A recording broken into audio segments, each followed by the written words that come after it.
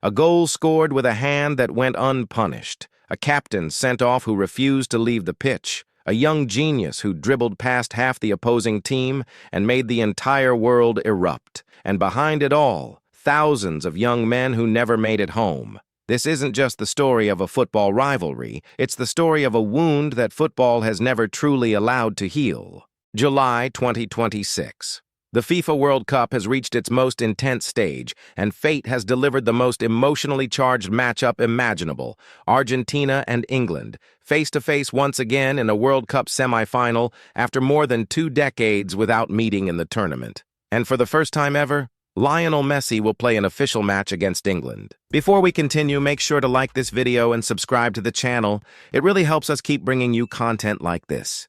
What this match really means. To understand the magnitude of this game, you have to go back in time.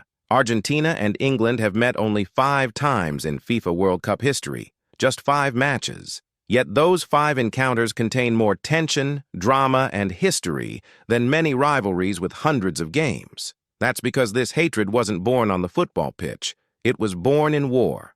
In 1982, Argentina and the United Kingdom went to war over the Falkland Islands, known in Argentina as the Malvinas. It was an uneven conflict, led on the Argentine side by a military dictatorship seeking public support. The war ended with the deaths of hundreds of Argentine soldiers, most of them very young, and left behind a national trauma that many still believe could have been avoided. The defeat was swift, painful, and humiliating. The scars never disappeared. 4 years later came the 1986 FIFA World Cup in Mexico. And for many Argentines, football became a way to answer something far greater than a sporting contest. The day one man changed everything. The setting was the legendary Estadio Azteca, quarterfinals. More than 114,000 fans packed the stadium. That afternoon, Diego Armando Maradona produced 2 moments, just minutes apart, that would become immortal. First came the infamous goal. Challenging England goalkeeper Peter Shilton, far taller than him, Maradona punched the ball into the net with his left hand. The referee didn't see it. The goal stood. Years later, Maradona described it with the words, "The world would never forget. It was scored a little with my head and a little with the hand of God." For many Argentines, it wasn't simply cheating. It was symbolic revenge after a national defeat that hurt far more than any football match ever could.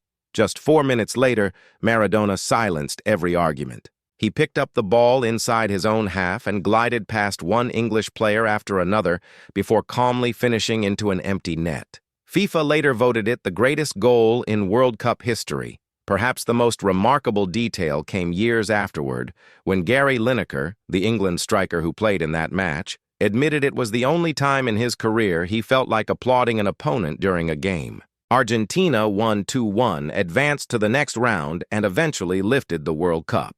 June 27, 1986 became the defining chapter of this legendary rivalry. But the bitterness between these nations started even earlier. At the 1966 FIFA World Cup in England, Argentina captain Antonio Ratin was sent off in one of the most controversial refereeing decisions in tournament history. Unable to understand the German referee because of the language barrier and with no translator available, Ratin protested by sitting on the red carpet reserved for British royalty. After the match, England's manager referred to the Argentine players as animals. For many, that insult marked the true beginning of the fiercest rivalry in international football. Here's a fascinating piece of football history that many fans don't know.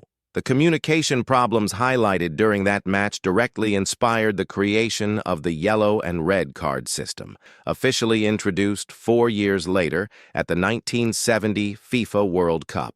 Then came another unforgettable chapter in 1998, David Beckham's red card. A dramatic penalty shootout, England's eccentric goalkeeper. Another thrilling encounter that ended with Argentina advancing. That's a story for another video. The script seems to be repeating itself. Argentina, the reigning world champions, have reached the semifinals after defeating Cape Verde, Egypt, and Switzerland. England, managed by German coach Thomas Tuchel, booked their place by eliminating DR Congo, Mexico, and Norway, the last of those coming after a dramatic extra-time comeback inspired by a sensational Jude Bellingham performance. For Argentina, Lionel Messi enters the semi-final as both the tournament's leading scorer and the all-time top scorer in FIFA World Cup history. And for the first time in his extraordinary career, he will finally face England in an official match. England's hopes rest largely on Jude Bellingham and Harry Kane, who have combined for almost every goal the three Lions have scored in this tournament. There's another intriguing twist. 6 Argentine players currently compete every week in the English Premier League. They know this opponent better than almost anyone. The Malvinas, Maradona, the Hand of God, all of it hangs over this semi-final once again. But this time, there's something even bigger at stake. A place in the FIFA World Cup final. Whoever wins won't just move one step closer to lifting the trophy. They'll write another unforgettable chapter in what may be the greatest rivalry international football has ever known. So, whose side are you on? Can Argentina recreate the magic of 1986, or is it finally England's turn to write its own historic chapter? Let us know your prediction in the comments below. Don't forget to like the video and subscribe to the channel for complete coverage of this unforgettable World Cup semifinal.